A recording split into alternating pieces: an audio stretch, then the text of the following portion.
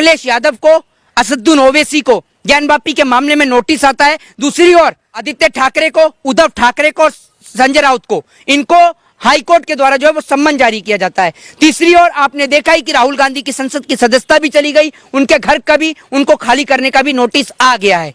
आज राहुल गांधी जिनको पप्पू पप्पू लोग कहते थे, आज वही पप्पू भाजपा के लिए और अंधभक्तों के लिए उनका पापा बन गया है। आज वो व्यक्ति जेल जाने के लिए तैयार है, सिर्फ इसलिए कि आज उसको लोकतंत्र को, डेमोक्रेसी को बचाना है।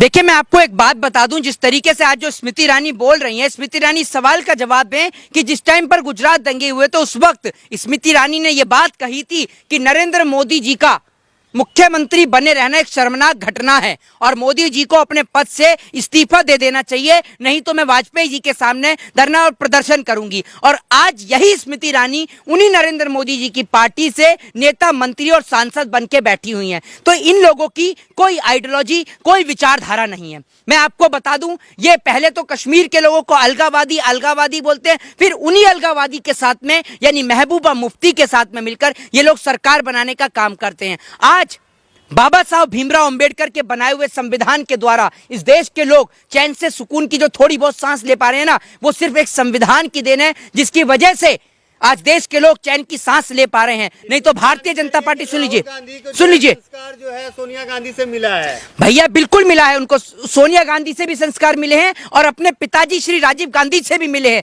वो राजीव गांधी जिनको लिट्टे के द्वारा यानी लिबरेशन टाइगर ऑफ तमिल इलम के द्वारा, इसकी फुल फॉर्म भी नहीं पता होगी स्मृति ईरानी को, ठीक है ना। और स्मृति ईरानी बताएं कि चलिए, राहुल गांधी के तो पिताजी ने अपना सर्वोच्च न्यौछावर कर दिया, इंदिरा गांधी ने अपना सर्वोच्च न्यौछावर कर दिया था, आपके किस नेता ने अपना सर्वोच्च न्यौछावर करा, जरा ये तो बताइए आपके। अरे मोदी जी ने कौन सी कुर्बानी दे दी, कौन सी कुर्बानी दे दी? मोदी जी तो किसान के बच्चों की कुर्बानी दिलवा रहे हैं, उधर जवानों की कुर्बानी हो रही है, किसान खेत में मर रहा है, जवान बॉर्डर पे मर रहा है। मोदी जी ने कौन सी कुर्बानी दे दी, जरा हमें भी तो बताएं। इसके लिए काम करते हैं सिर्फ। क्यों आप मोदी जी के बेडरूम की वो करते हैं क्या, चपरासीगिरी? आपको कैसे पता है मोदी जी नहीं सोते? क्यों मोदी जी, आप जब सोते हैं तो आप मोदी जी को लोरी आप सुनाते हैं क्या? आपको कैसे पता है कि मोदी जी नहीं सोते हैं? अरे आप कह रहे हैं मोदी जी अभी सोते नहीं है, आप देखते हैं मोदी जी के पीए हैं क्या? आप पर्सनल असिस्टेंट हैं आप मोदी के? ये लोग जो इस प्रकार की बातें कर रहे हैं, आज तमाम विपक्ष के नेता जो है, आज विपक्ष जो है वो खतरे में है। एक और अखिलेश यादव को, असदुद्दीन ओवैसी को ज्ञान वापी के मामले में नोटिस आता है। दूसरी ओर आदित्य ठाकरे को, उद्धव ठाकरे को, संजय राउत को, इनको हाई कोर्ट के द्वारा जो है वो सम्मन जारी किया जाता है। तीसरी ओर आपने देखा ही कि राहुल गांधी की संसद की सदस्यता भी चली गई, उनके घर का भी, उनको खाली करने का भी नोटिस आ गया है।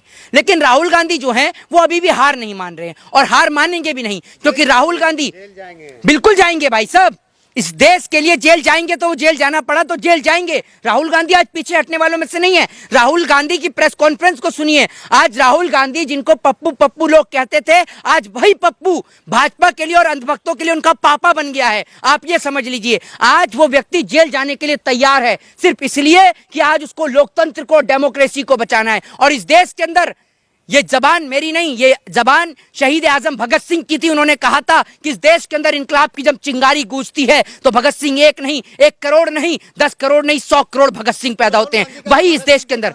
अरे मैं आपको भाई बता रहा हूं, सुन लीजिए, भगत सिंह क्या, राहुल गांधी क्या है, राहुल गांधी क्या है ये बताइए ना आप मुझे, क्या है राहुल गांधी? राहुल गांधी ने नहीं, राहुल गांधी कौन सा अपमान कर दिया ओबीसी समाज का? अगर आप इतने बड़े हितैषी हैं ओबीसी समाज के, आप दे दीजिए जो नीरव मोदी पैसा लेके भगाए। आपका रिश्तेदार है नीरव मोदी, ललित मोदी आपका, अरे है नीरव मोदी चोर? बताओ, कर लो आप, मेरा क्या करोगे? है ललित मोदी चोर? कोई कह देगा क्या भाई साहब नहीं है क्या ललित मोदी चोर? नीरव मोदी चोर नहीं है? इसे समझाओ जरा चापलूस पत्रकार को। ये 2 कौड़ी के जो पत्रकार हैं जो मोदी के यहाँ पर अपना जमीर गिरवी रख के आए हुए हैं, ये कहते हैं अरे नीरव मोदी ने देश के लोगों को कंगाल कर दिया, ललित मोदी ने देश के लोगों को कंगाल कर दिया। अपमान सभी मोदी समाज के लोगों का नहीं है, सभी मोदी समाज के 5 उंगलियां जैसे। अरे चुप रहिए, मुंह बंद रखिए, अरे चुप, मुंह बंद रखिए। लेकिन एक मोदी है जिसका नाम है श्री नरेंद्र मोदी, उसने देश को संवार दिया है। कौन सा? 1 मिनट, कौन सा देश को संवार दिया? कौन से देश को संवार दिया, जरा ये बताइए। देखिए डंका बजता है पूरे विश्व में। 1 मिनट, अब सुनिए, ये इतने अपना जमीर गिराऊ पत्रकार है, कितने विदेश घूम के आया भाई? तू बता, कितने विदेश घूमे? आप पत्रकार से तूता करके। अरे भाई कितने देश घूमे हैं? अरे मेरे को कांग्रेस पार्टी ने, तुम्हें भाजपा यही सिखा के भेजती है क्या? मोदी जी ने घुमाया होगा तुम्हें, कितने विदेश घुमा दिए? जरा सवाल का जवाब दो, कितने? अरे यही मत करो, कितने देश का दौरा करके आए हो आप? बताइए जनाब, दीजिए ना जवाब। हो गए गूंगे। राहुल गांधी ये बोल रहे हैं कि विदेश जाएंगे या देश का अपमान करेंगे। अब पहले अपने सवाल का जवाब नहीं दोगे। दूसरी बात ये, नरेंद्र मोदी जी क्या क्या क्या क्या है विपक्ष के लिए, विदेश में जाकर पहले देश के लिए वो नहीं सुनेंगे। उस टाइम पे कान में आपके फेविकॉल फंस गया होगा, है ना, तब नहीं दिखता आपको। जब नरेंद्र मोदी बोले तब इनको नहीं दिखेगा। भाजपा वाले करें तो डांस और दूसरा करें तो मुजबरा। नरेंद्र मोदी सदन में खड़े होकर, अरे चुप रहो, नरेंद्र मोदी खड़े होकर सदन में जब बोलते हैं रेणुका चौधरी को सुपर ने कहा, ये सही है? सही है? बोलिए ना। उन्होंने कब कहा है? मैं अरे शेर, ये देखिए, हमने तो इंसान को वोट दिया था, वो शेर है?